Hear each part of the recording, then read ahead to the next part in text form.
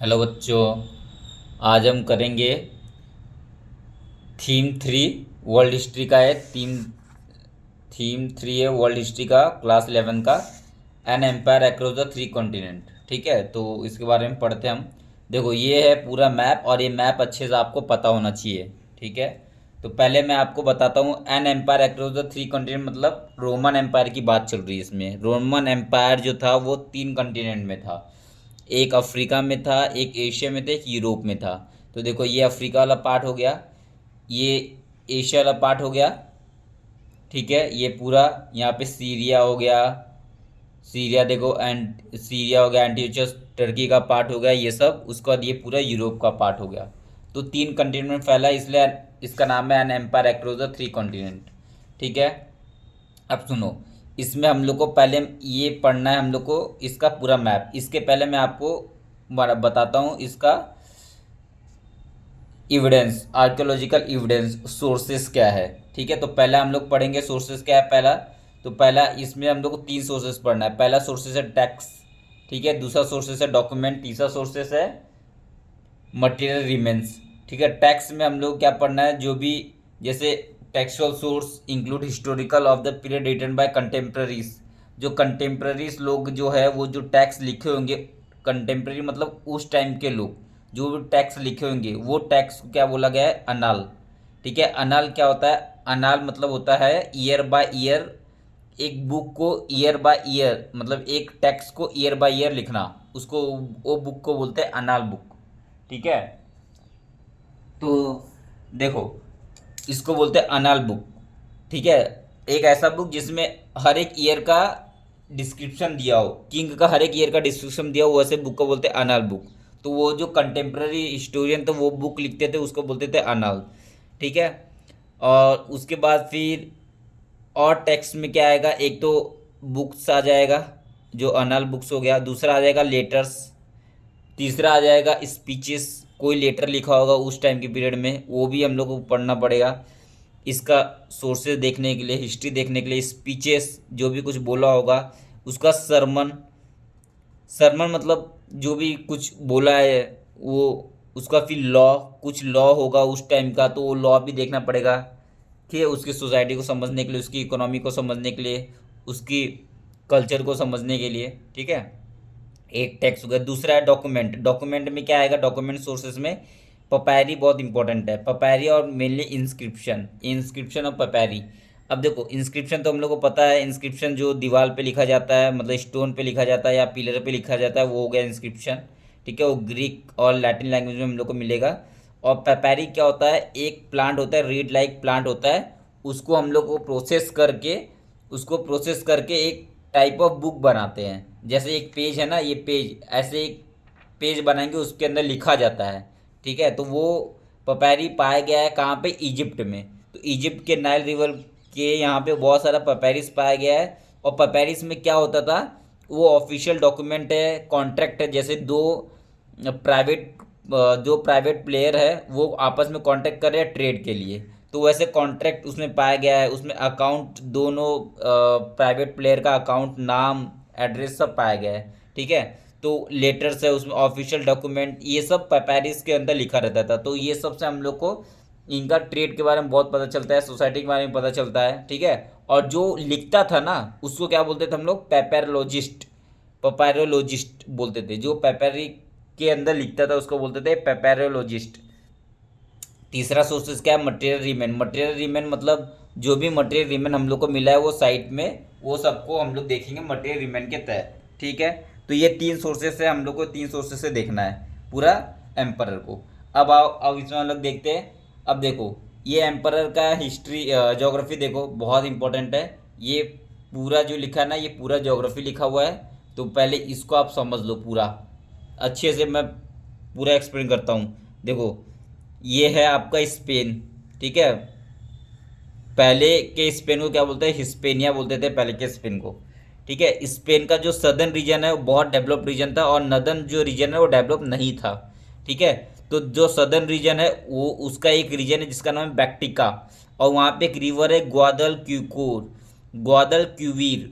एक रिवर है ग्वादल क्यूवीर, ग्वादल क्यूवीर रिवर दिख रहा है, ये रिवर है ग्वादल क्यूवीर, और यहाँ पे एक सिटी है जिसको नाम दिया गया बैक्टिका, बहुत इंपॉर्टेंट है, स्पेन का सिटी है, ठीक है। उसके बाद फिर ये वाला रीजन को बोलते थे गॉल रीजन, और इसको बोलते थे गैलिक प्रोविंसेस, गैलिक प्रोविंसेस भी बोलते थे, गॉल रीजन भी बोलते थे। ये क्या है, फ्रांस का रीजन है ये, ठीक है, ये फ्रांस का रीजन होगा। उसका फिर यहाँ पे देखो रिवर दानुबे है, ठीक है। उसका बाद यहाँ पे हम लोग का मेन इटली, जहाँ पे एपेनाइन माउंटेन है, यहाँ पे मेन इटली है, ठीक है। यहाँ पे एक इंपॉर्टेंट सिटी है कैंपेनिया, कैंपेनिया तो पता ही है आपको, दारू के लिए बहुत फेमस है, तो यहाँ से दारू बनता था और इटली में आता था, ठीक है, कैंपेनिया।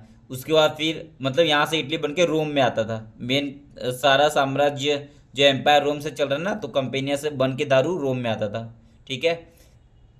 उसके बाद यहाँ पे देखो कॉन्स्टेंटिनोपल जो कि ब्लैक सी के पास में है, तो ये हम लोग पढ़ेंगे लेटर लेट एंटिक्विटी में, कि यहाँ पे कॉन्स्टेंटिनोपल कैपिटल बना गया था, एक एम्पर आया था कॉन्स्टेंटाइन, उसने अपना नया कैपिटल बनाया था कॉन्स्टेंटिनोपल, वो हम लोग बाद में पढ़ेंगे। उसके बाद यहाँ पे देखो एंटियोचस, ये क्या है, टर्की का कैपिटल है। और फिर डेमेस्कस, ये क्या है, सीरिया का कैपिटल है। और ये वाले रीजन को क्या बोलते थे हम लोग, गैलीली प्रोविंसेस, क्या बोलते थे, गैलीली प्रोविंसेस, क्या बोलते थे, गैलीली प्रोविंसेस, ठीक है। यहाँ पे देखो फयूम है जो इजिप्ट के अंदर है, फयूम। यहाँ पे अलेक्जेंड्रिया सिटी है इजिप्ट के अंदर। उसके बाद ये सैरेनेकेया, ये भी बहुत इंपॉर्टेंट प्रोविंसेस है रोमन का, साइरीनाइका, साइरीनाइका, और ये ट्रिपोलिटानिया, ये सारे देखो अफ्रीका के अंदर रह गए, हम लोग अफ्रीका के अंदर घुसे हैं। ट्रिपोलिटानिया ये बहुत इंपॉर्टेंट प्रोविंसेस है, जिससे टैक्स बहुत आता था रोमन एम्पायर को। फिर ये ले पूरा कंट्री देखो, कार्थेज, टूनिसिया, अफ्रीका, प्रोकॉन्सुलेरिस, ये सब इंपॉर्टेंट कैप सिटी है, प्रोविंसेस सिटी है रोमन का। और ये पूरे को हम लोग क्या बोलते हैं, बाइजेशियन, ये पूरे को क्या बोलते हैं, बाइजेशियन, ठीक है। तो यहाँ पे मोरक्को, नुमीडिया, ये सब आपको दिख रहा है। और यहाँ पे कौन से लोग रहते थे, यहाँ पे बर्बर लोग रहते थे। कौन से लोग रहते थे, बर्बर लोग रहते थे नॉर्थ अफ्रीका में, बर्बर, इसलिए यहाँ पे लैंग्वेज जो बोला जाता था वो बर्बर लैंग्वेज बोला जाता था, ठीक है। और इजिप्ट में कौन सा लैंग्वेज बोला जाता था, कॉप्टिक लैंग्वेज बोला जाता है इजिप्ट में। और स्पेन में कौन सा लैंग्वेज बोला जाता था, सेल्टिक लैंग्वेज बोला जाता था स्पेन में, ठीक है। तो ये सब बेसिक बेसिक चीज़ आपको पता होना चाहिए। अब इसका ज्योग्राफी देख लो, यहाँ पे रिवर राइन है, यहाँ पे रिवर दानुबे है, सॉरी यहाँ पे रिवर राइन है, देखो रिवर राइन है, यहाँ पे दानुबे है। उसका साउथ में आ जाओगे देखो डेजर्ट एरिया है, ठीक है। यहाँ पे वेस्ट में आ जाओगे, वे ईस्ट में आ जाओ, सॉरी ईस्ट में आ जाओगे तो आपको क्या मिलेगा, एंटियोचस, डेमेस्कस, ये सब मिलेगा। फिर इसको उसके वेस्ट में आ जाओगे तो आपको क्या मिलेगा, स्पेन मिलेगा, अल्टास माउंटेन मिलेगा, स्पेन मिलेगा, ठीक है। तो ये सब चीज़ें मिलेगा आपको, ठीक है। और यहाँ पे फ्रांस मिलेगा, ठीक है। तो ये है, ठीक है। तो आपको ये पूरा, ये पूरे में यही सब लिखा हुआ है पूरा ज्योग्राफी के बारे में, ठीक है। अब एक तो ये पूरा यहाँ पे रोम है, और दूसरा इसके और वेस्ट में जाओगे तो वहाँ पे आपको क्या मिलेगा, अफगानिस्तान मिलेगा, उज्बेकिस्तान मिलेगा, तजाकिस्तान मिलेगा, कजाकिस्तान मिलेगा, वहाँ पे इराक मिलेगा, ईरान मिलेगा। तो जो ईरान का एरिया था ना, वहाँ पे भी एक एम्परर रूल करता था। अब वो ईरान और रोमन दोनों में आपस में झगड़ा होते रहेगा, राइवल थे दोनों, ये पूरा रोम और इसके जस्ट बाजू में ईरान। फिर ईरानियन में ससेनियन एम्पायर आएगा, वो इसको डिस्ट्रॉय करता है थोड़ा, वो रोमन एम्पायर को। तो आपको याद रखना है, ये रोमन हो गया और वो हो गया ईरानियन एम्पायर, और इन दोनों के बीच में क्या है, झगड़ा चालू है, ठीक है। अब हम पढ़ते हैं, ठीक है। ये मैं आपको पूरा बता दिया, ये पूरा आप समझ गए। और ये जो पूरा है डेजर्ट था, और ये पूरा कैप्शन सी, ये ठीक है। अब हम लोग आगे देखते हैं अर्ली एम्पायर, ठीक है, अर्ली एम्पायर। अब एम्पायरों को हम लोग दो पार्ट में डिवाइड करेंगे, एक तो third century, emperor third century तक, और एम्परर थर्ड सेंचुरी के बाद, ठीक है, उसको लेट एम्परर बोलेंगे, ठीक है, लेट एम्पायर। तो अभी पहले पहले पढ़ रहे हैं हम लोग अर्ली एम्पायर, उसके बाद फिर यहाँ पे हम लोग पढ़ेंगे लेट एम्पायर, देखो। फिर हम लोग बाद में थोड़ा लेट एम्पायर पढ़ेंगे, उसके बाद फिर यहाँ पे क्राइसिस, कैसे एम्पायर ख़त्म हो गया वो, ठीक है। पहले अर्ली एम्पायर, पहले थर्ड सेंचुरी तक हम लोग थोड़ा देखेंगे। तो देखो थर्ड सेंचुरी तक क्या है, सबसे पहले आपको पता होना चाहिए जूलियस सीजर, आपने नाम सुना होगा, उसका स्टोरी पढ़ा होगा इंग्लिश क्लास में, इंग्लिश में 10th क्लास में, 9th क्लास में, जूलियस सीजर का। तो जूलियस सीजर का एक बेटा था जिसका नाम था ऑक्टेवियन, ठीक है। जो जूलियस सीजर का एक बेटा था जिसका नाम था ऑक्टेवियन, उसने अपना नाम को चेंज कर दिया और रख दिया अगस्तक। और जो अगस्त का महीना है ना वो अगस्तक के नाम पे ही है, और जुलाई का महीना जूलियस सीजर के नाम पे ही जुलाई का महीना रखा गया है। ठीक है। तो जूलियस सीजर का बेटा है ऑक्टेवियन, उसका अपना नाम चेंज कर दिया अगस्तक, और वो एक रूलर बन गया इजिप्ट का, इसका रोम का। ठीक है। और अब अगस्तक इजिप्ट का क्या, सॉरी रोम का क्या बन गया, रूलर बन गया। कब बना, 27 BC में बना। ठीक है। कब बना, 27 BC में बना। अब 27 BC में बना, और अपना वो क्या घोषित किया, प्रिंसिपेट। 27 BC में अपना वो क्या बोला, मैं हूँ प्रिंसिपेट। मतलब एब्सोल्यूट रूलर नहीं बोला अपने आप को, एब्सोल्यूट रूलर नहीं बोला ये। ठीक है। ये क्या बोला, मैं लीडिंग सिटीजन हूँ, मैं लीडिंग सिटीजन हूँ, मैं लीडिंग सिटीजन हूँ, मैं एब्सोल्यूट रूलर हूँ, not absolute ruler. Absolute ruler नहीं बोला ये। ठीक है। क्यों नहीं बोला एब्सोल्यूट रूलर, क्योंकि वो रिस्पेक्ट करता था सीनेट का। अब देखो सीनेट क्या है, अब समझो। वो रिस्पेक्ट करता था सीनेट का। ठीक है। सीनेट ये ऐसा बॉडी है जो रोम को कंट्रोल करता था। अब सुनो, ध्यान से सुनो।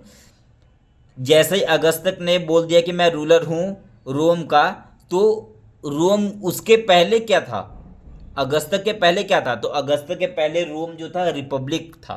मतलब वहाँ पे कोई भी रूलर नहीं था। वहाँ पे जैसे आज इंडिया का रिपब्लिक है ना, कैबिनेट होता है और प्राइम मिनिस्टर और उसके काउंसिल मिनिस्टर करके पूरे कंट्री को रूल करते हैं, तो वैसे ही करके वहाँ पे रिपब्लिक था। वहाँ पे जो सीनेट था, वो सीनेट समझ लो आज का कैबिनेट हो गया। वो सीनेट मतलब आज का कैबिनेट। तो वो सीनेट के लोग पूरे रोम को रूल करते थे। ठीक है। और अगस्तक पहला ऐसा बंदा था जो सीनेट के भी ऊपर चले गया और बोल दिया मैं प्रिंसिपेट हूँ, मैं लीडिंग सिटीजन हूँ रोम का। समझे। तो वो सीनेट में कौन थे, एरिस्टोक्रेट्स लोग थे, बूढ़े बूढ़े लोग थे। ठीक है। ज्ञानी लोग थे। तो उन लोग को वो उनका रिस्पेक्ट कम नहीं करना चाहता था, इसीलिए इसने अपने आप को एम्परर नहीं बोल के प्रिंसिपेट बोला। ठीक है। अब देखो, अब इसके पहले ये पूरा जो चीज़ है मैं आपको पहले बता चुका हूँ। ठीक है। यहाँ पे कौन कौन सा लैंग्वेज बोला जाता था। हाँ, एक चीज़ और देखो, ये जो है ना, ये एम्पायर है। एम्पायर के जैसे जैसे आप बीच से ऐसे काट दोगे ना, तो आप भी सोचो एम्पायर के यहाँ पे कौन सा लैंग्वेज बोला जाता था, लैटिन लैंग्वेज बोला जाता था। ठीक है। और एम्पायर के इस साइड कौन सा लैंग्वेज बोला जाता था, ग्रीक लैंग्वेज बोला जाता था। कौन सा लैंग्वेज बोला जाता था, ग्रीक वाले लोग लैंग्वेज बोलते थे। ठीक है। लैटिन लैंग्वेज कहाँ बोला जाता था, वेस्ट साइड में। और ईस्ट साइड में कौन सा लैंग्वेज बोला जाता था, ग्रीक लैंग्वेज बोला जाता था। तो ये सब आपको याद रखना मैप के थ्रू। ठीक है। अब देखो, तो यहाँ पे बता दिया मैं आपको, ग्रीक लैटिन ये सब। ठीक है। तो उसके बाद फिर देखो ट्रिपोलिटानिया में कौन सा लैंग्वेज बोलेंगे, तो यहाँ से आप मैप से देखो ट्रिपोलिटानिया में कौन सा लैंग्वेज बोलेंगे, हाफ डिवाइड कर दिए यहाँ पे। तो ट्रिपोलिटानिया में कौन सा लैंग्वेज बोलेंगे, तो लैटिन लैंग्वेज बोलेंगे। साइरेनिका में कौन सा लैंग्वेज, तो ग्रीक लैंग्वेज बोलेंगे। तो इस तरीके से आपको याद रखना है, रट्टा नहीं मारना है। ठीक है। तो इस तरीके से याद रखना। देखो दो आपको बुक में दिया है, ट्रिपोलिटानिया में लैटिन लैंग्वेज और सिकानिया में ग्रीक स्पीकिंग लैंग्वेज बोला जाता था। ठीक है। ये इतना समझिए। अब इतना समझ गए तो आगे हम पढ़ते हैं। तो इस तरीके से जूलियस सीजर का बेटा ऑक्टेवियन रूलर बन गया और सीनेट को भी रिस्पेक्ट किया। ठीक है। अब हम लोग देखते हैं। अब तो इसमें तीन चीज़ इंपॉर्टेंट था, क्यों रोमन एम्पायर का डेवलपमेंट हुआ ज़्यादा। तो एम्परर के बाद जो सीनेट थे वो बहुत इंपॉर्टेंट था, और सीनेट के बाद और क्या इंपॉर्टेंट था, उसका आर्मी इंपॉर्टेंट था। तो तीन चीज़ इंपॉर्टेंट था, एम्परर, दूसरा सीनेट और तीसरा आर्मी। ये तीनों चीज़ इंपॉर्टेंट था रोमन में। ठीक है। और रोमन में क्या था ना, आर्मी जो था ना वो पेड आर्मी था। रोमन के लोग पेड आर्मी रखते थे, कॉन्स्क्रिप्टेड आर्मी नहीं रखते थे। कॉन्स्क्रिप्टेड आर्मी कौन रखता था, ईरानियन लोग रखते थे। कॉन्स्क्रिप्टेड आर्मी क्या होता है, कॉन्स्क्रिप्टेड आर्मी क्या होता है, कॉन्स्क्रिप्टेड आर्मी होता है कि जिसको फोर्स करके रिक्रूटमेंट कर रहे हो। मतलब कंपलसरी तुमको मिलिट्री सर्विस देना, जिसको मन नहीं रहेगा मिलिट्री सर्विस करने का उसको भी मिलिट्री सर्विस देना है। तो वो सिस्टम कहाँ था, ईरान में था। लेकिन रोमन में कैसा था कि 25 साल के लिए आप आओ और मिलिट्री सर्विस करो और आपको उसके बदले पैसे मिलेगा। तो इसके कारण जो ईरान का मिलिट्री था ना वो वीक मिलिट्री था, और रोमन का मिलिट्री था वो स्ट्रांग मिलिट्री था। समझ गए। ठीक है। इसके कारण ईरान ने रोमन को हरा नहीं पाया और रोमन एम्पायर हमेशा ईरान से जीत जाता था इनिशियल फेज में, समझ गए। तो Roman as a paid professional army where soldier has to put a minimum of 25 year of service, ठीक है। और ईरानियन और ये 6 लाख का सोल्जर का पूरा आर्मी बनाया था रोमन ने अपने टाइम पे, ठीक है। उसके बाद देखो उसका यहाँ पे 3 चीज इंपॉर्टेंट था, एक तो एम्पर इंपॉर्टेंट था, दूसरा एरिस्टोक्रेसी मतलब सीनेट इंपॉर्टेंट था, और तीसरा आर्मी इंपॉर्टेंट था, ठीक है। ये तीनों इंपॉर्टेंट था। अब अगस्तक का डेथ हो गया, अगस्तक के बाद कौन रूलर बना रोमन में, तो तिबेरियस बना रूलर। और तिबेरियस को उतना कॉन्क्वर करने की जरूरत नहीं पड़ी, क्यों, क्योंकि ऑलरेडी इतना बड़ा एम्पायर जो था वो अगस्तक ने तिबेरियस को दे दिया था, इसलिए तिबेरियस को कंकर करने की कोई जरूरत नहीं पड़ी। अब तिबेरियस के बाद कौन रूलर बनेगा, ट्राजन रूलर बनेगा, ठीक है। ट्राजन, ट्राजन रूलर बनता है, ट्राजन को ट्राजन क्या बोलता है कि मैं कॉन्क्वेस्ट करूंगा इंडिया को, ठीक है। तो ये यूफ्रेट से कहाँ तक चले जाता है, यूफ्रेट से सैटिफोन तक चले जाता है, जहाँ पे पार्थियन का कैपिटल था। सैटिफोन क्या है, पार्थियन का कैपिटल। पार्थियन कौन है, जो ईरान में जो रूल कर रहे हैं ना, उन लोग को ही पार्थियन बोलते हैं। तो उनका कैपिटल सैटिफोन, सैटिफोन तक चले जाता है ट्राजन, ताकि मैं इंडिया को कॉन्क्वेस्ट करूंगा। फिर वहाँ से पर्शियन गल्फ तक चले जाता है, और पर्शियन गल्फ से सोचता है कि अब मैं इंडिया को अटैक करूंगा। लेकिन कैसियो डियो जो है वो ऐसे करके इन लोगों ने डिस्क्राइब किया है, लेकिन लास्ट में वो करता नहीं है, और वो उसका जो ये जो कैंपेन होता है वो अनसक्सेसफुल रह जाता है, ठीक है। ठीक है ये, ठीक है। ट्राजन तो इतना इम्पोर्टेंट है, ट्राजन बस नाम याद रखना है, टिबेरियस ट्राजन, ये सब। उसके बाद आओ उसका देखो, अब हेरोड किंगडम ऑफ इल्ड। अब देखो यहाँ पे near east was full of such kingdom. देखो मतलब बहुत रोमन एम्पायर में ना बहुत सारे डिपेंडेंट किंगडम थे, ठीक है। तो बहुत सारे जो डिपेंडेंट किंगडम थे ना, उनको रोमन प्रोविंशियल टेरिटरी में कन्वर्ट कर दिया गया।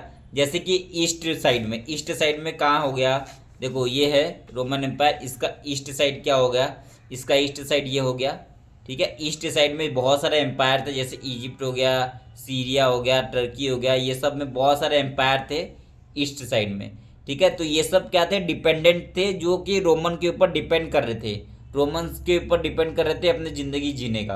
तो रोमन्स ने क्या किया, ये जो डिपेंडेंट एम्पायर था ना, इसको अपने अंदर कवर करके और अपने आप को एक्सपांड कर दिया, ठीक है। तो बहुत सारे, तो एक्सटेंशन हुआ रोमन का डायरेक्ट रूल कैसे, बहुत सारे डिपेंडेंट किंगडम थे उसको रोमन प्रोविंशियल टेरिटरी में कन्वर्ट कर दिया गया।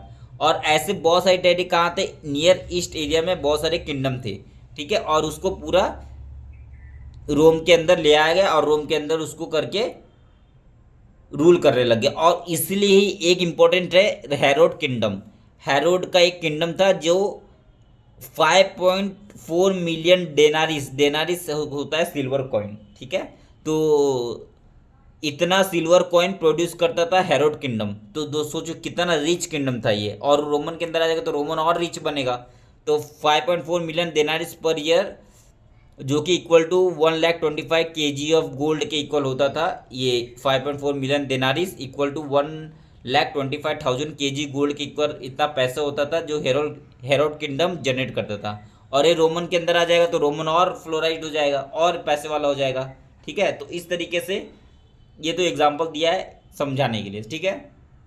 और रोमन और ग्लोरीफाई होने लग गया, ये हो गया। उसके बाद अब धीरे धीरे, अब देखो रोमन के अंदर ना अर्बनाइजेशन हुआ बहुत सारा, अर्बनाइजेशन ऑफ द एम्पायर। कैसे अर्बनाइजेशन ऑफ एम्पायर होगा, तो देखो ये जितना भी रोमन है ना, रोमन के अंदर देखो एक कार्थेज है, कार्थेज है, ट्रिपोलानिया है, सेरेनेका है।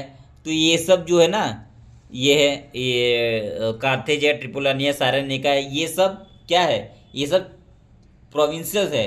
किसके प्रोविंसेस है, रोमन एम्पायर के प्रोविंसेस है, ठीक है। जैसे अलेक्जेंड्रिया है, एंटियोचस, अलेक्जेंड्रिया एंटियोचस समझ में आ गया। यहाँ पे देखो अलेक्जेंड्रिया है, यहाँ पे देखो अलेक्जेंड्रिया है, एंटियोचस है। तो ये सब क्या है, ये सब प्रोविंसेस, और इसको क्या किया गया, बहुत डेवलप किया गया। इसको क्यों डेवलप किया गया, क्योंकि ये बहुत रिच प्रोविंसेस था रोमन एम्पायर का। तो याद रखना आपको, कार्थेज हो गया, अलेक्जेंड्रिया हो गया, एंटियोचस रिच प्रोविंसेस था, इसके कारण गवर्नमेंट को बहुत टैक्स मिलता था और जिसके कारण एम्पायर बहुत वेल्थ हो गया था। ठीक है। तो तो अब धीरे धीरे क्या होगा, जब ये जो प्रोविंसेस है, कार्थेज के लोग, अलेक्जेंड्रिया के लोग, एंटियोचस के लोग, ये जो प्रोविंसेस लोग हैं, इन लोग क्या करेंगे, टैक्स प्रोवाइड कर रहे हैं और रोमन एम्पायर को जब टैक्स प्रोवाइड करे तो इन लोग क्या बोलेंगे, हमको भी सीनेट के अंदर जाना है ना, सीनेट के अंदर जाना है, क्योंकि सीनेट के अंदर जाना तो बहुत बड़ी बात है। तो धीरे धीरे क्या हो गया, सेकेंड से थर्ड सेंचुरी के बीच में, जो सेकेंड थर्ड सेंचुरी के पहले सीनेट में कौन मेजोरिटी पॉपुलेशन था, वो इटली की पॉपुलेशन मेजोरिटी पॉपुलेशन थी। ठीक है, इटली के लोग होते थे वो होते थे सीनेट के अंदर, लेकिन सेकेंड से थर्ड सेंचुरी के बाद इटली में जो सीनेट में इटली की पॉपुलेशन कम होके किसकी पॉपुलेशन इंक्रीज हो गई, ये प्रोविंसेस वालों की, कार्थेज के जो अपर क्लास के लोग थे, अलेक्जेंड्रिया के जो अपर क्लास के लोग थे, एंटीचस के जो अपर क्लास के लोग थे, ये क्या थे, प्रोविंशियल ये थे ना, प्रोविंशियल एम्पायर थे, इन लोग प्रोविंशियल अपर क्लास के लोग थे, तो इन लोग सीनेट के अंदर जाना चालू कर लिए। ठीक है, प्रोविंशियल अपर क्लास के लोग जो कि कार्थेज से आते थे, अलेक्जेंड्रिया से आते थे, एंटियोचस से आते थे, ये सब जाने लग गए कहाँ पे, सीनेट के अंदर। ठीक है, तो एक एम्परर था जिसका नाम था गैलिनियस। ठीक है, एम्परर गैलिनियस दिख रहा है आपको, एम्परर गैलिनियस, इसने क्या किया, बहुत सारे सीनेटर को, जो इटली के सीनेटर थे उनको निकाल के और इनको डालना चालू कर दिया, प्रोविंशियल अपर क्लास के लोगों को डालना चालू कर दिया सीनेट के अंदर। क्यों ऐसा किया, क्यों ऐसे किया, इसका एक कारण मैं आपको बता दिया, टैक्स देते थे। दूसरा कारण ये बताया कि इन लोग ना मिलिट्री प्रोवाइड करते थे रोमन एम्पायर को। ठीक है, तो जब ये मिलिट्री प्रोवाइड करे तो रोमन एम्पायर भी इनके लिए कुछ करेगा ना, तो रोमन एम्पायर इनके लिए ये कर रहा था। समझ गए। ठीक है, अब देखो,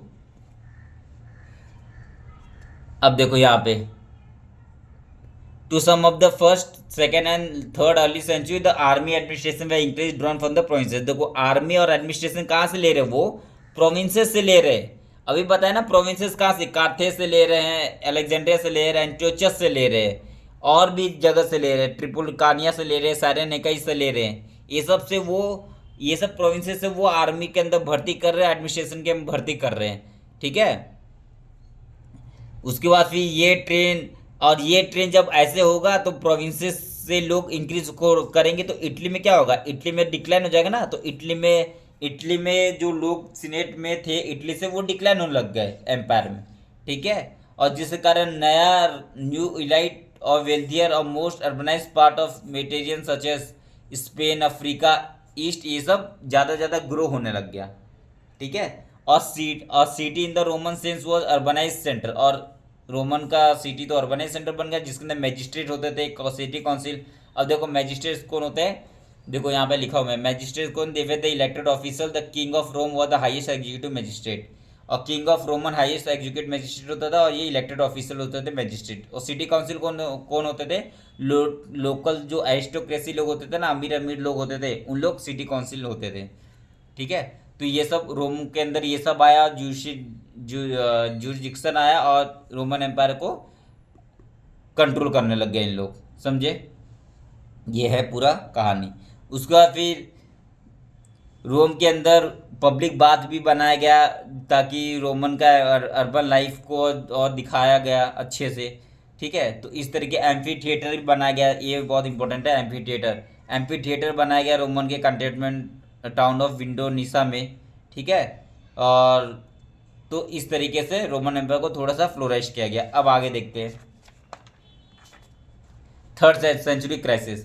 देखो थर्ड सेंचुरी क्राइसिस में क्या हुआ कि थर्ड सेंचुरी में एम्पायर के अंदर ही इंटरनल स्ट्रेन चालू हो गया। ठीक है, इंटरनल स्ट्रेन के कारण क्या हो गया, एम्पायर टूट गया, और एम्पायर टूट गया। ठीक है, और फिर क्या हुआ, और आगे क्या हुआ, अब ईरान, मैं आपको पहले थोड़ी देर पहले बताया था, ईरान और रोम के अंदर लड़ाई होते रहता था। तो ईरान में एक एम्पायर का डेवलपमेंट है जिसका नाम था ससेनियन एम्पायर। ठीक है, 225 में। तो ससेनियन एम्पायर ने क्या किया, बहुत सारे रोमन को मार दिया। ससेनियन एम्पायर का सेसेनियन एम्पायर का एक किंग का नाम, जिसका नाम है सापुर वन, बहुत इंपॉर्टेंट है ये। सापुर वन में, सापुर वन का एक रॉक इंस्क्रिप्शन मिला है जिसमें लिखा गया है कि सापुर वन जो ईरानियन रूलर है, इसने रोमन आर्मी 60,000 रोमन आर्मी को कैप्चर करके मार दिया था। ठीक है, और इसने कैपिटल एंटियोचस, जो रोमन का कैपिटल था पहले, प्रोविंसेस कैपिटल था रोमन का, उसको भी कैप्चर कर लिया था ये सापुर वन ने। ठीक है, और क्या हुआ, बहुत देखो, जो जर्मनी जर्मनी में और ये सब में ना बहुत सारे ट्राइब्स रहते थे, जैसे अलामानी ट्राइब्स हो गए, फ्रैंक ट्राइब्स हो गए, गोथ ट्राइब्स हो गए। इन लोग ने अपना कॉन्फेडरेसी बनाया और अटैक कर दिया रोमन के ऊपर। ठीक है, रोमन का राइन का एरिया, दानूबे का फ्रंटियर का एरिया, ये सब का एरिया बहुत सारा ले लिया 233 से 280 के बीच में। ठीक है, तो बहुत सारे Alamanni tribes, Franks tribe, Goth tribe, ये सब अटैक करके रोमन एम्पायर को वीक कर दिए। ठीक है, और वो रिपीटेड इन्वेजन होने लगा whole line of provinces that stretch from the Black Sea to the Alps. Black Sea से अल्प्स के बीच में, देखो यहाँ पे आपको डायग्राम बहुत इंपॉर्टेंट है। देखो यहाँ पे दिख रहा है आपको ब्लैक सी से अल्प, ब्लैक सी से अल्प माउंटेन ये पूरा कैप्चर कर लिया था किसने, जो जर्मनी के टाइप था ना यहाँ पे, अलामानी, गोथ, ये सब लोग पूरा कैप्चर कर लिए ये पूरा एरिया। ठीक है, अलामानी, फ्रैंक, गोथ, ये सब लोग। और लास्ट लास्ट में क्या हुआ, एम्पर थर्ड सेंचुरी में 25 एम्पर चेंज हो गए 47 ईयर में। 47 ईयर में 25 एम्पर चेंज हो गए। ठीक है, ये हो गया आपका पूरा political history of Roman empire. अब हम लोग देखना है social history of Roman empire, gender literacy culture. ठीक है, ये बहुत इंपॉर्टेंट, जेंडर लिटरेसी कल्चर में हम लोग देखेंगे कि रोमन एम्पायर का सोशल सोसाइटी कैसा था। तो देखो रोमन एम्पायर सोसाइटी कैसा है, न्यूक्लियर सोसाइटी था, न्यूक्लियर फैमिली था। न्यूक्लियर फैमिली क्या होता है, जहाँ पे सिर्फ बच्चे अपने साथ, अपने वाइफ और बच्चे, और वाइफ हस्बैंड और उसका बच्चा रहेगा बस, और कोई नहीं रहेगा, उसको बोलते हैं न्यूक्लियर फैमिली। तो जो एडल्ट सन होता था ना, वो अपने माता पिता को छोड़ के चले जाता था और अपना वाइफ के साथ रहता था। ठीक है, हाँ। उसके बाद फिर यहाँ पे स्लेव का बहुत इंपॉर्टेंस है। स्लेव होता था यहाँ पे, slave way include in the family, family में स्लेव होता था। ठीक है, अब यहाँ पे थोड़ा सा हम लोग को टाइप फॉर्म ऑफ मैरिज के बारे में बताया गया है कि यहाँ पे मैरिड होता था। देखो लड़की लड़की 20 साल की रहती थी, 20-22 साल की, और लड़का 28-27-29 साल का रहता था, और उन दोनों के बीच में शादी हो जाता था। ठीक है, लड़की जो होती थी ना, जो लड़की होती थी उसको कुछ भी अगर गिफ्ट मिला है अपने नेटाल फैमिली से, नेटाल फैमिली मतलब उसकी जो, जहाँ उसका जन्म हुआ है, जो उसके माता पिता है, लड़की के माता पिता है, वो लड़की को कुछ गिफ्ट देंगे तो वो गिफ्ट सिर्फ लड़की का रहेगा, ना कि उसके हस्बैंड का रहेगा। ठीक है, वो गिफ्ट अपने आप में रखेगी, अपने हस्बैंड को नहीं देगी। ठीक है, देखो नेटल फैमिली से उसको जो भी गिफ्ट मिला है वो सिर्फ अपने फैमिली को ही वो अपने अंदर रखेगी, अपने पास रखेगी, और किसी को नहीं देगी। ठीक है, उसका women dowry went to the husband for the duration of the married women. और वुमेन का जो भी प्रॉपर्टी है वो, जैसे उसका फादर मर गया, तो वुमेन का फादर मर गया तो उसके पास जो भी प्रॉपर्टी होगा ना वुमेन का, वो वुमेन उसकी इंडिपेंडेंट प्रॉपर्टी ऑनर होगी। ठीक है, तो become a independent property owner father death. अगर वुमेन का फादर मर गया तो उसकी प्रॉपर्टी किसके पास होगी, वुमेन के पास ही रहेगा। ठीक है, और शादी के टाइम जो भी नटाल फैमिली है, मतलब लड़की का फैमिली है, और लड़की को कुछ दे रहा है, तो वो राइट किसके पास रहेगा, वो उसके पास ही रहेगा, लड़की के पास ही रहेगा। ठीक है, अब Roman women enjoy considerable legal right in owning and managing property. तो मैं प्रॉपर्टी को मैनेज करने में और उसको ओन करने में, ये सारा करने में वुमेन का राइट था। ठीक है, in other word in law the married couple was not financial entity but to the wife enjoy complete legal independence. तो कंप्लीट लीगल इंडिपेंडेंस मिलता था वुमेन को। ठीक है, जिसके कारण डाइवोर्स बहुत आसान हो गया था, डाइवोर्स आसान हो गया था। और ये 2030 में शादी करते ही बता दिया मैं, और डाइवोर्स बहुत आसान था, आसान तरीके से डाइवोर्स ले सकते थे। और ठीक है, अब ये रट लो। ठीक है, ये फिल इन द ब्लैंक्स में आता है। ठीक है, सेंट अगस्टिन जो है ये बाइसोप है, north African city of hippo का। हिप्पो एक सिटी है नॉर्थ अफ्रीका में, वहाँ पे बाइसोप था ये सेंट अगस्टिन। ठीक है, एक चर्च का बाइशॉप था ये। अब देखो ये जो बाइशॉप था ना, ये हम लोग को बोलता बताता है, बाइशॉप जो अगस्तीन बताता है कि जो रोमन में ना, जो अफ्रीका में ये था, अफ्रीका में लाइफ था वहाँ पे, mother was regularly beaten by father. Father है ना मदर को बहुत मारते थे। और most other wife in the small town, in a small town where he grew up had similar bruises too so. Finally the father has substantial legal control over their children. और father has substantial legal control होता था अपने children के ऊपर। ठीक है, और father का कंट्रोल होता था अपने चिल्ड्रन के ऊपर। मतलब फादर अपने वाइफ को ही मार रहा है और चिल्ड्रन को भी कंट्रोल कर रहा है, तो सब कुछ चिल्ड्रन कर रहा है। ठीक है, फादर कर रहा है, समझे। अब यहाँ अब ये था जेंडर। ठीक है, तो वापस मैं आपको बताता हूँ जेंडर में हम लोग ने क्या क्या देखा। जेंडर में हम लोग क्या क्या देखे, एक तो न्यूक्लियर फैमिली था, एक तो स्लेव था, और लड़की का राइट्स। ठीक है, और दूसरा फादर का कंट्रोल अपने वाइफ के ऊपर, अपने बेटे के ऊपर। ठीक है, ये हो गया इसका सोसाइटी जेंडर। अब देखेंगे हम लोग लिटरेसी।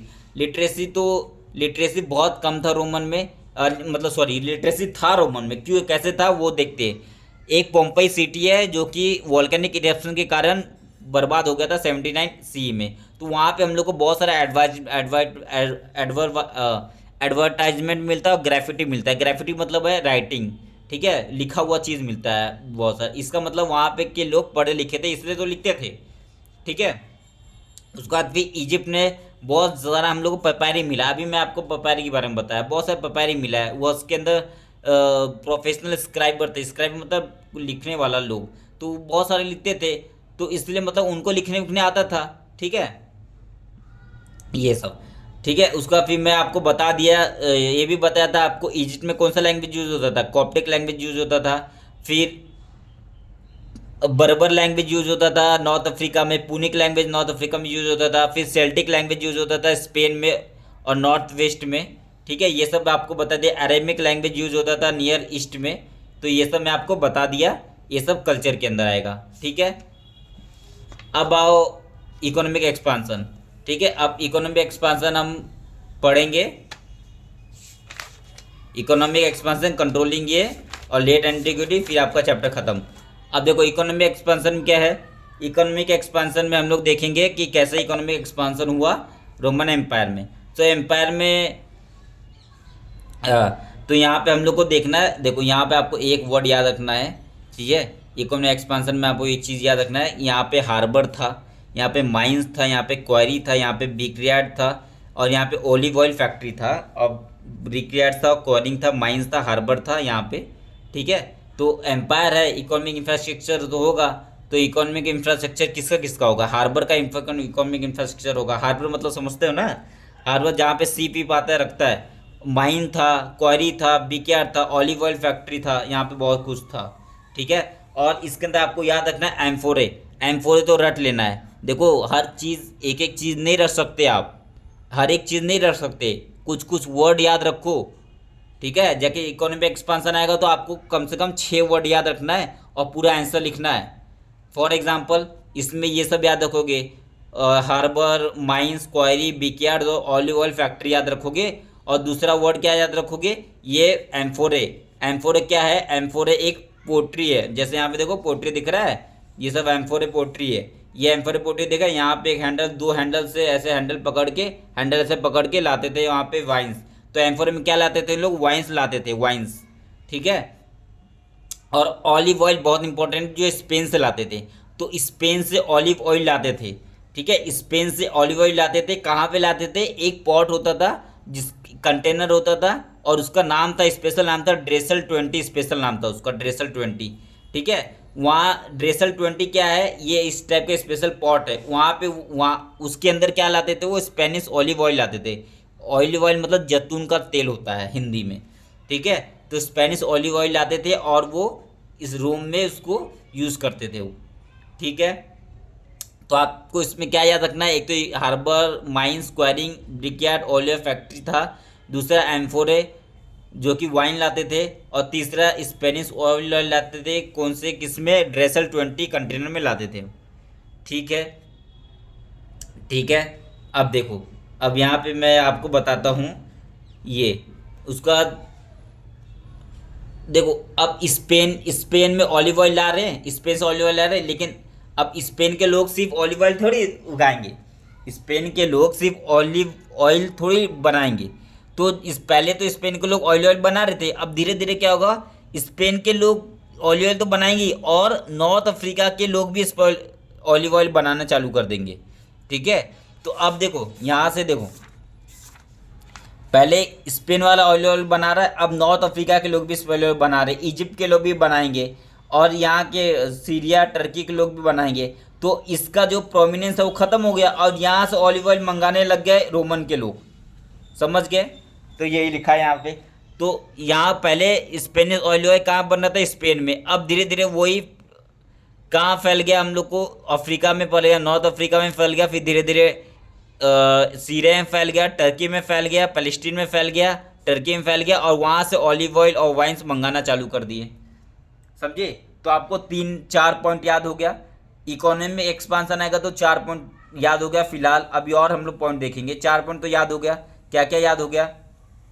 एक तो हार्बर, माइंस, क्वायरिंग, बिकयार्ड और ऑलिव फैक्ट्री याद हो गया। दूसरा एम्फोरे वाइन मंगाते थे। तीसरा ड्रेसल 20। ऐसे ही करके याद रखना है। ये मत सोचो कि ये रट लूंगा और लिख दूंगा एग्जाम में, कभी ऐसा नहीं होगा। ये सब वर्ड याद रखोगे तो एग्जाम में आंसर लिख दोगे। ड्रेसल 20 याद हो गया।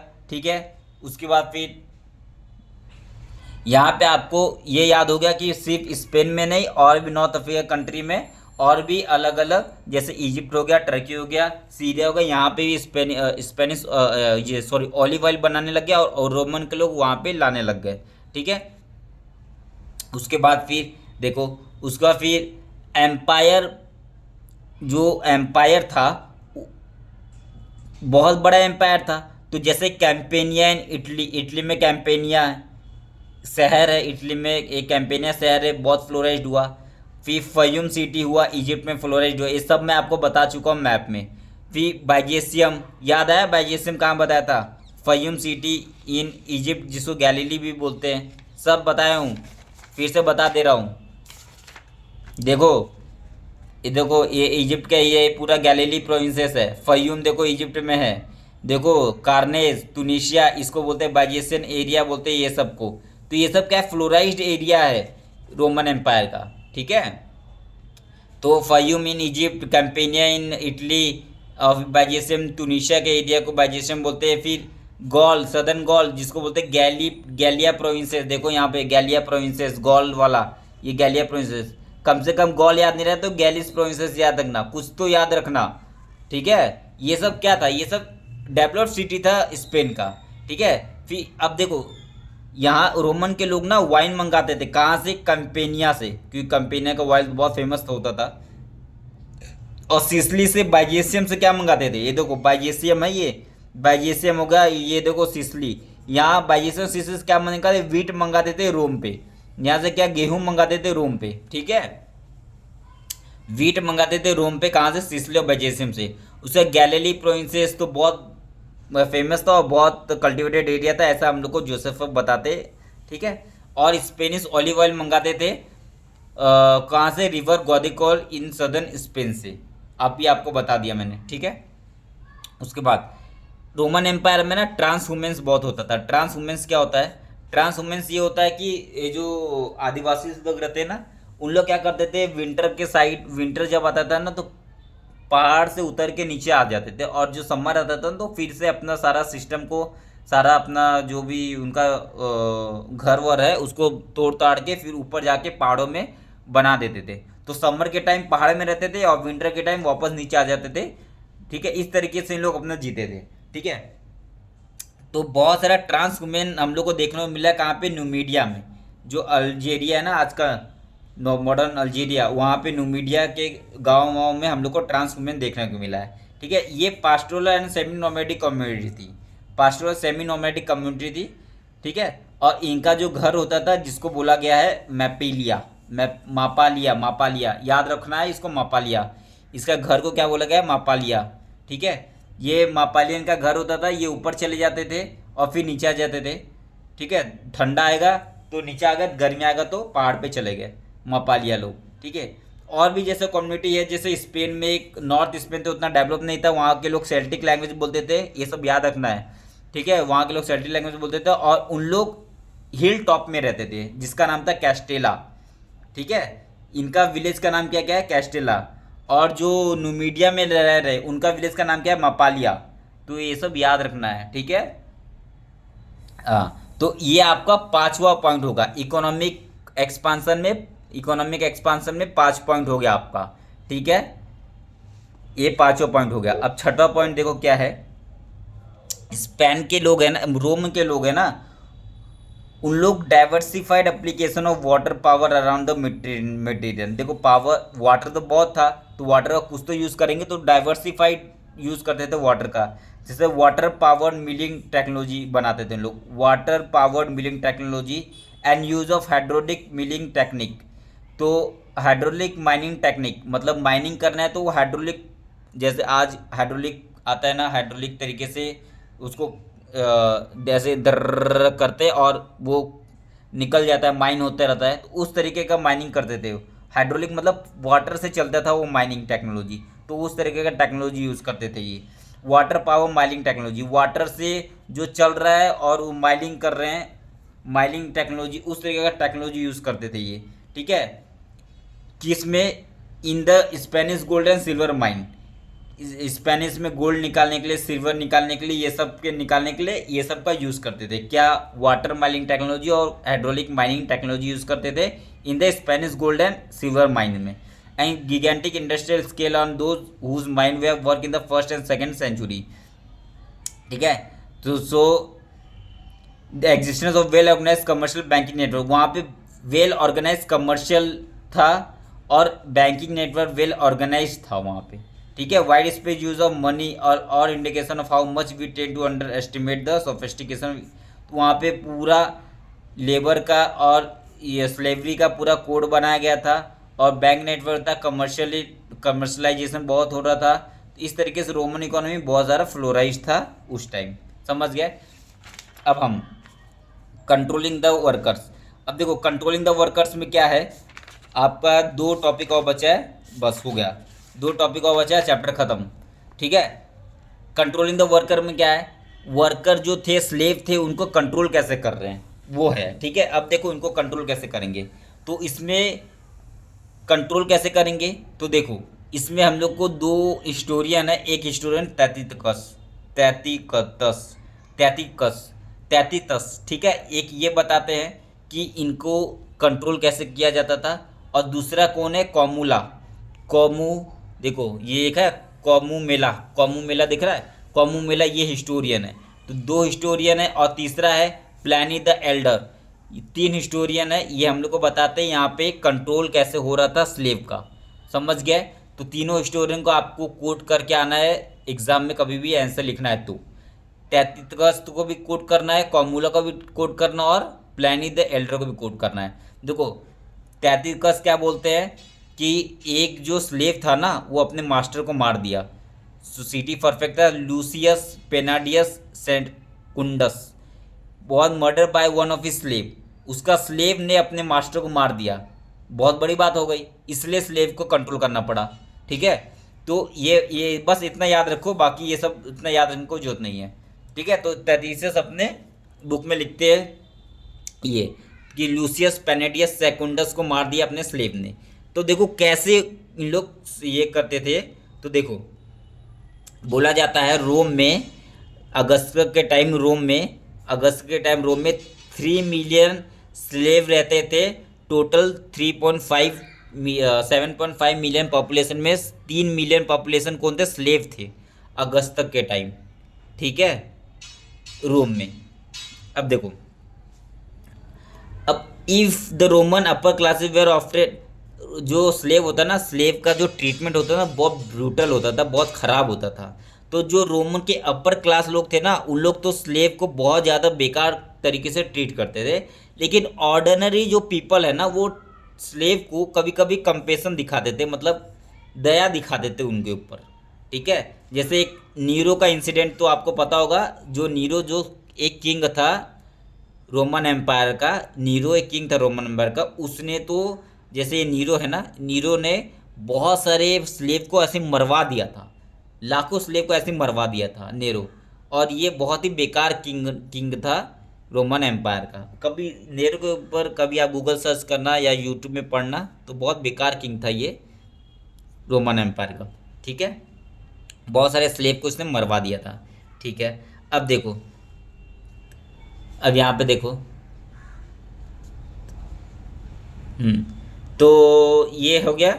उसके बाद फिर बहुत सारे देखो, as the warfare become less widespread with the establishment of peace in the first century, the supply of slave tended to decline the use of slaver. देखो धीरे धीरे अब जब नेरो ने इतने सारे स्लेव को मरवा देगा तो स्लेव की कमी नहीं हो जाएगी रोमन एम्पायर में, हो जाएगी ना।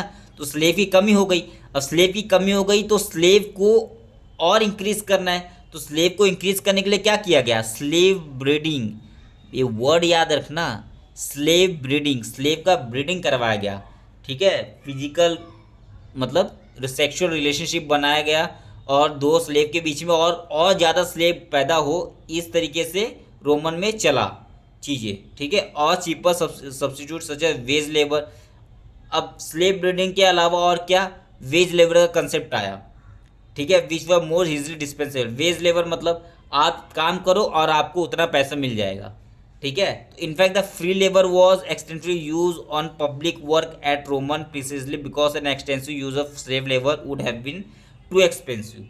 ठीक है, तो स्लेव लेबर देखो, ये जो वेज लेबर का कंसेप्ट है ना, लोगों को बहुत पसंद आया। क्यों, स्लेव लेबर उनको ज़्यादा महंगा पड़ रहा था। स्लेव लेबर महंगा कैसे पड़ेगा, क्योंकि अगर उन लोग स्लेव रखेंगे तो उसको खाना पीना पूरा देना पड़ेगा ना, पूरा सालों भर उनको खाना देना पड़ेगा, कपड़ा देना पड़ेगा, पानी देना पड़ेगा, सब कुछ देना पड़ेगा। लेकिन वेज लेबर करेंगे तो क्या है, सिर्फ काम करो और पैसा तो हटाओ। तो इस तरीके से रोमन एम्पायर में स्लेव लेबर के बाद फिर वेज लेबर का बहुत अच्छा कंसेप्ट डेवलप हुआ। ठीक है, unlike the hired worker, slave had to be fed and maintenance throughout the year. देखो स्लेव को पूरा पूरा साल काम करना है, पूरा फेड भी करना है, खाना भी खिलाना है पूरा साल, जिसके कारण कॉस्ट ऑफ होल्डिंग इंक्रीज हो जाता था। ठीक है, this is probably why sold are widely use in, so this is probably why slaves are not widely found in agriculture of the latter period. इसलिए लेटर पीरियड में हम लोग देखते स्लेव एग्रीकल्चर में नहीं पाए जाते थे। ठीक है, at least not in the eastern provinces में तो नहीं पाए जाते थे। On the other hand they are freed man, they and freed man that is slave has been set free by the master. तो मास्टर क्या करते थे, स्लेव को फ्री कर देते थे, जाओ तुम अपनी ज़िंदगी जी लो। ठीक है, कभी कभी क्या करते थे मास्टर लोग, उसको बिजनेस मैनेजर बना देते थे, किसको, स्लेव को।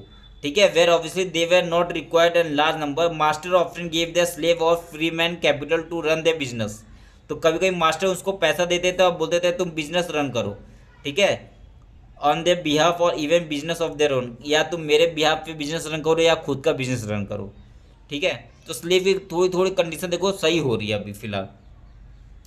उसके बाद फिर देखो यहाँ पे, Roman empire writer paid a great deal of attention to the management of labour. कॉमुला जो फर्स्ट सेंचुरी राइटर है, वो उसने लिखा हुआ है कि जो स्लेव थे, जो मास्टर लोग थे ना, उन लोग इम्प्लीमेंट का जो इम्प्लीमेंट होता है, जो टूल्स होता था ना, उसका स्टॉक ज़्यादा रखते थे। जैसे फॉर एग्जांपल 4 स्लेव है ना, तो जो टूल्स एंड इम्प्लीमेंट होगा ना वो 10 होगा या 8 होगा, डबल रखते थे वो सीधा।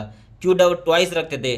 4 अगर स्लेव है तो 8 इम्प्लीमेंट या टूल्स रखेंगे। क्यों, क्योंकि जो स्लेव है ना वो खाली ना बैठ पाए। जैसे 4 स्लेव है, चारों एक टूल्स यूज़ करें, समझ लो एक टूल्स खराब हो गया, तो अगर एक टूल्स खराब हो गया तो तीनों लोग काम करेंगे, ये लोग काम नहीं करेंगे।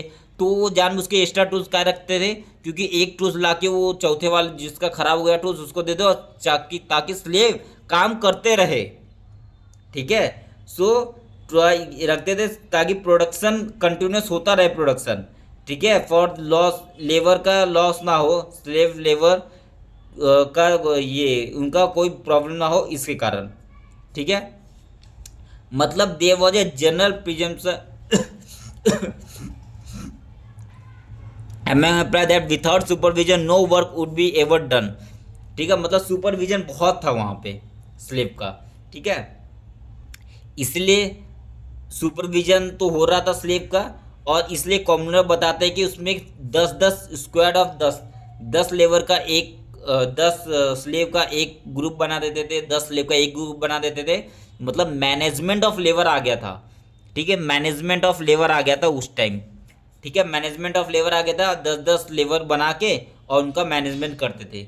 तो Pliny the elder, the author of the very famous natural history, ये भी बताते हैं कि स्लेव को ना गैंग स्लेव जैसा काम कराते थे। मतलब स्लेव के गले में सलिया बांध दिए, हाथ पैर में सलिया बांध दिए और 5, 6, 10, 12 स्लेव को एक साथ ऐसे बांध के और सेव 12-13 स्लेव को काम करवा रहे। तो स्लेव गैंग जैसा काम करते, worst method of organising the production. ठीक है, और इस तरीके से जो भी उनको काम करवाते थे, ऐसा प्लानी द हिस्ट्री, प्लानी अपने नेचुरल हिस्ट्री में लिखे हैं। ठीक है, तो ये कंडेम करते ये सब चीज़ों को। ठीक है, मतलब नकारते हैं, मतलब बोलते हैं कि ये सब बेकार चीज़ था रोमन में। ठीक है, उसके बाद फिर एक ये बताते हैं कि एक फ्रैंकिस्टेन फ्रैंकिस्टेन एक फैक्ट्री है। ठीक है, प्लानी द अपने हिस्ट्री में लिखते हैं, फ्रैंकिस्टेन एक फैक्ट्री है, अलेक्जेंड्रिया में है। अलेक्जेंड्रिया अभी बताया था मैं आप लोग, अलेक्जेंड्रिया कहाँ पे, देखो अलेक्जेंड्रिया यहाँ पे, अलेक्जेंड्रिया में एक फ्रैंकिस्टेन फैक्ट्री है। वहाँ पे स्लेव का हालत बहुत खराब था। ठीक है, he tell us no amount of supervision seem to suffice, a seal is put upon the workman apron. बताओ, यहाँ पे तो जो एप्रोन, जो उनका कपड़ा होता था, वहाँ पे एक सील पुट कर देते थे। ठीक है, they have to wear a mask और net with a close mesh on their head, और उनके हेड के ऊपर मास्क पहनना पड़ता था, नेट पहनना पड़ता था। Before they allowed to leave the premises they have to take, और जब वो वहाँ से निकलते थे बाहर तो उनको क्लोथ वगैरह सब खोल के निकल के फिर उनको जाना पड़ता था। ठीक है, इतना हालत ख़राब था। तो इस तरीके से वर्कर को कंट्रोल किया जाता था रोमन एम्पायर में। इसलिए हम लोग का टॉपिक क्या है, कंट्रोलिंग द वर्कर्स। ठीक है, उसके बाद फिर एक लॉ लिखा गया 398 में। ठीक है, और वहाँ पे बताया गया कि वर्कर को क्या करते थे, ब्रांडेड करते थे। क्यों ब्रांडेड करते थे, ताकि वर्कर भाग ना जाए और छुप ना जाए। इसलिए बहुत सारा प्राइवेट एम्प्लॉयर ने तो अपने एग्रीमेंट कर दिया था। एग्रीमेंट क्या किया था वर्कर के, कि तुम मेरे डेफ्ट कॉन्ट्रैक्ट पे साइन करोगे, मतलब तुम मेरे लिए डेफ्ट हो, तुम मेरे लिए काम नहीं करोगे तो तुम्हें ढूंढ के लाएंगे और काम करवाएंगे। डेफ्ट कॉन्ट्रैक्ट साइन कर लेते थे। मतलब फॉर एग्जांपल डेफ्ट कॉन्ट्रैक्ट क्या होता है, जैसे कि मैं हूँ, ठीक है, आप हो और मैं हूँ। ठीक है, समझ लो मेरे दो दोस्त हैं, ये मैं हूँ और एक मेरा दोस्त है। मेरा दोस्त मेरे से काम करवा रहा है। ठीक है, मेरे से काम करा रहा है, और मेरा दोस्त है मेरे से काम करा रहा है, और इतना काम करा रहा है कि जो मेरा दोस्त है वो मतलब मेरे से कांटेक्ट कर लिया है बिना पैसे की, कि तुम मेरे डेफ्ट हो, तुम मेरे ऊपर काम करोगे। ठीक है, और जब तक मैं कराऊंगा तब तक काम करोगे, ऐसा डेफ्ट साइन हो जाता था। ठीक है, 1000 of surrender themselves to work in servitude, although they are free. In other word, the lot of the poorer family went into debt bondage. इसलिए बहुत सारे लोग हैं ना डेप्ट बॉन्डेज में चले जाते थे, और फिर उन लोग बोलते थे भाई हम काम करेंगे तुम्हारे साथ, और काम करके तुम जैसा रखोगे वैसे ही हम रहेंगे। ठीक है, तो इसलिए लिखा है 1000 of surrender themselves to work in servitude also they are free. भले वो वर्कर स्लेव जो फ्री रहते थे, लेकिन वो फिर भी बोलते थे भाई मैं काम करूंगा तुम्हारे साथ। 1000 of surrender themselves, 1000 of worker जो स्लेव होते थे सरेंडर कर देते थे कि भाई मैं तुम्हारे साथ काम करूंगा। ठीक है, तो from one of the recent discovery letter of the Augustine याद आया कौन है, हिप्पो सिटी का बाइसोप, उसके लेटर से हम लोग पता चलता है कि जो चिल्ड्रेन को भी उन लोग बेच देते थे 25 साल के लिए, कि 25 साल तक के तुम इसको स्लेव रखो। Augustine asks a lawyer friend of his whether this children would liberated when the father die. ठीक है, इस तरीके से उसके बाद फिर यहाँ पे एक रिवोल्ट भी हुआ था, जेविस रिवोल्ट हुआ था 66 सी में, जेविस का रिवोल्ट हुआ था। ठीक है, और उसके बाद फिर एक और यहाँ पे दिया है, एम्पर था अनास्तेसियस एम्पायर था। उसने ईस्टर्न फ्रंटियर में एक दारा सिटी बनाया था, किससे, लेबर से, स्लेव लेबर से, जिसको बहुत सारा पैसे दे के स्लेव लेबर से एक सिटी बनाया था। ठीक है, अब हम लोग को पढ़ना है सोशल हायरार्की। सोशल हायरार्की के बारे में हम लोग पढ़ना है। देखो इसमें हम लोग को दो चीज़ के बारे में पढ़ना है। एक तो है एक है टैटिटस। सोशल हायरार्की के बारे में हम लोग पढ़ना है कि कैसे एम्पायर कैसे थे उस टाइम पे, ठीक है। तो हम लोग को इसमें दो पढ़ना है। एक तो है, देखो टैटिटस जो था ना, टैटिटस उसने बताया था कि सोशल हायरार्की कैसा था। तो पहले तो सोशल हायरार्की में सबसे ऊपर कौन थे? सीनेटर लोग थे, ठीक है, जिसको पैट्री फादर्स बोला जाता था। दूसरे कौन थे? Leader, meaning of leader, member of equestrian. Equestrian मतलब होता है जो नाइट होते हैं ना, जो हॉर्स पे लड़ाई करते, वो क्लास के लोग सेकेंड लेवल पे आते थे, इक्वेस्टेरियन लोग। थर्ड कौन होता था? Respectable section officer. थर्ड कौन होता था? ऑफिसर्स लोग होते थे, जो रिस्पेक्टेबल सेक्शन के ऑफिसर होते थे वो होते थे थर्ड पे। फिर फोर्थ पे होता था लोअर क्लास के लोग, जिसको बोलते हैं प्लेब्स सॉर्डिडा। प्लेब्स सॉर्डिडा बोलते हैं, सो लोअर क्लास के लोग। उसका फिर फिफ्थ कौन होता था? स्लेव होता था। ये क्या है? अर्ली एम्पायर का सोसाइटी है। पहले पे सीनेटर, दूसरे पे इक्वेस्टेरियन लोग, तीसरे पे रिस्पेक्टिंग मेंबर है ऑफिसर्स, चौथे पे लोअर क्लास के लोग जिसको प्लेब्स सॉर्डिडा बोला जाता था, फिर फिफ्थ में स्लेव। लेकिन लेट एम्पायर में 4th से 7th सेंचुरी में ये चेंज हो गया। पहले क्या हो गया? अब जो इक्वेस्टेरियन थे ना वो सीनेटर के साथ आ गए। तो इक्वेस्ट सीनेटर प्लस इक्वाइट्स जो इक्वेस्टेरियन लोग हैं, दोनों एक में आ गए और वो एरिस्टोक्रेसी बन गए। दूसरे नंबर पे मिलिट्री कमांडर। दूसरे नंबर पे कौन हो गया? मिलिट्री कमांडर, ठीक है। और दूसरे नंबर पे कौन हो गया? Military commander. तीसरे नंबर पे कौन हो गया? मिडिल क्लास के लोग, जो इसमें ब्यूरोक्रेट्स, रिच मर्चेंट और फार्मर्स आ गए। और चौथा कौन हो गया? लोअर क्लास के लोग, हुमिलियरस, जिसको लोअर क्लास बोलते हैं वो। और पांचों क्या हो गए? स्लेव्स, ठीक है। और लोअर क्लास में और कौन कौन आते थे? रूरल लेबर्स आते थे, इंडस्ट्रियल्स एंड माइनिंग वर्कर्स आते थे, माइग्रेंट वर्कर्स आते थे, सेल्फ एम्प्लॉयड आर्टिसंस आते थे, कैजुअल लेबर्स आते थे। ये सब आते थे लोअर क्लास में, ठीक है। तो इतना आपको पता होना चाहिए। ये सब पूरा जो मैं बताया ये सब वही लिखा हुआ है, ठीक है। दूसरा, अब आपको एक और है, एक पैट्रिशियन है, एक प्लेबिशियन है। पैट्रिशियन मतलब होता है ruling class of early Roman के, जो रूलिंग क्लास को बोलते हैं पैट्रिशियन। और दूसरा प्लेबिशियन। प्लेबिशियन किसको बोलते हैं? जो रोमन क्लास के रूलिंग क्लास को छोड़ के जितने भी है वो सारे क्या है? प्लेबिशियन, ठीक है। ये इंपॉर्टेंट वर्ड है, इसको याद रखना। पैट्रिशियन है और एक प्लेबिशियन है। पैट्रिशियन और प्लेबिशियन, प्लेबिएशियन, ठीक है। हालांकि ये बुक में नहीं दिया है ये वर्ड, लेकिन आपको याद रखना है।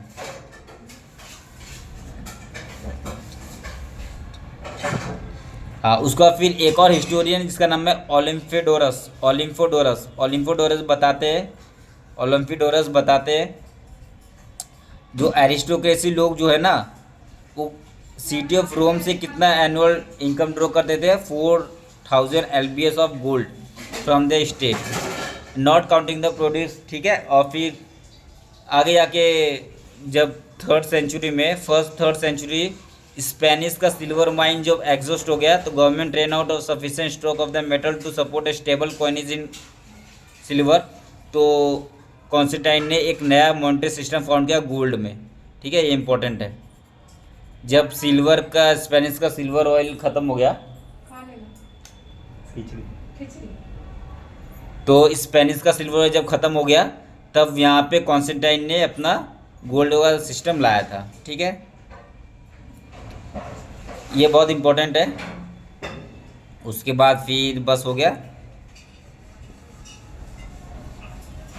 उसके बाद फिर हम लोग पढ़ेंगे लेट एंटीक्विटी, ठीक है। अब देखो लेट एंटीक्विटी में क्या है, देखो ये याद रखना, ये वाला बहुत इंपॉर्टेंट है। The monetary system of the late empire broke with the silver based currency of the first 3 century because the Spanish silver mine were exhausted and the government ran out of sufficient stock of the metal. Spanish silver mine जो है ना वो ख़त्म हो गया था, जिसके कारण अब रोमन एम्पायर के पास सिल्वर नहीं बचा था। इसके कारण जो कॉन्स्टेंटाइन, अब ये कॉन्स्टेंटाइन कौन है? लेट एंटीक्विटी में लोग पढ़ेंगे। ये एम्पायर है कॉन्स्टेंटाइन, ठीक है। ये एम्पायर एम्परर जो है कॉन्स्टेंटाइन, इसने फिर नया सिस्टम लाया, गोल्ड सिस्टम लाया, ठीक है। अब हम लोग देखते आगे।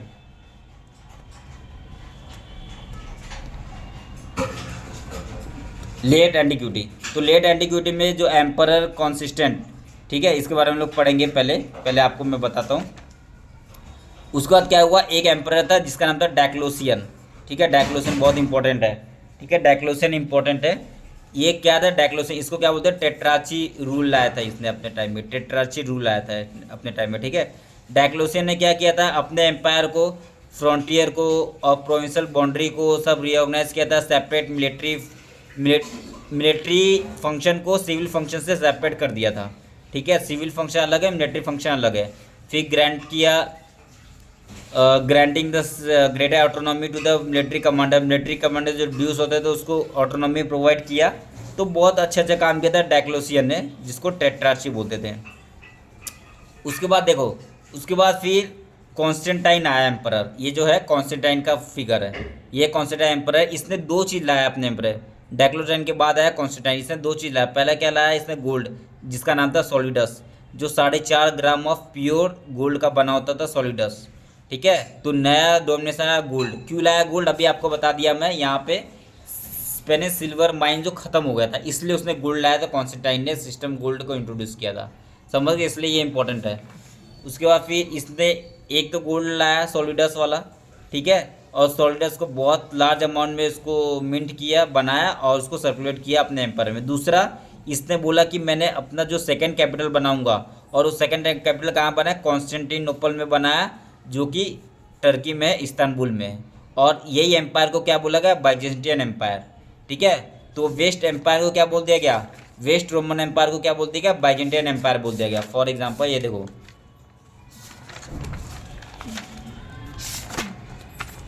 ये पूरा एम्पायर जो है ना, ये पूरा एम्पायर को क्या बोल दिया गया, बाइजेंटियन एम्पायर, जो कि यहाँ पे बाइजेंटियन एम्पायर, और वो यहाँ से रूल करता था पूरा यहाँ पे। और ईस्ट एम्पायर और बाइजेंटियन एम्पायर दो अलग अलग एम्पायर टूट गया, और यहाँ से बाइजेंटियन एम्पायर अपने आप को रूल करने लग गया, ठीक है। उसके बाद फिर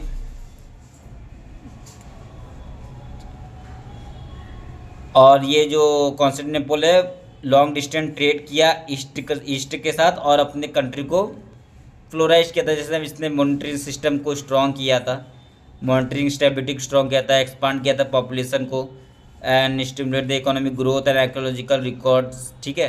तो इंडस्ट्रियल का इंस्टॉलेशन किया था, for example oil presses, glass factory, ठीक है, ये सब चीज़ें। उसके बाद फिर देखो, फिर धीरे धीरे क्या हुआ इजिप्ट में, धीरे धीरे इजिप्ट में क्या हुआ, ये सब हम लोग को ये सब चीज़ें मिलता है। उसके बाद फिर द ट्रेडिशनल रिलीजियस, बहुत सारे ट्रेडिशनल रिलीजियस कल्चर थे रोम में।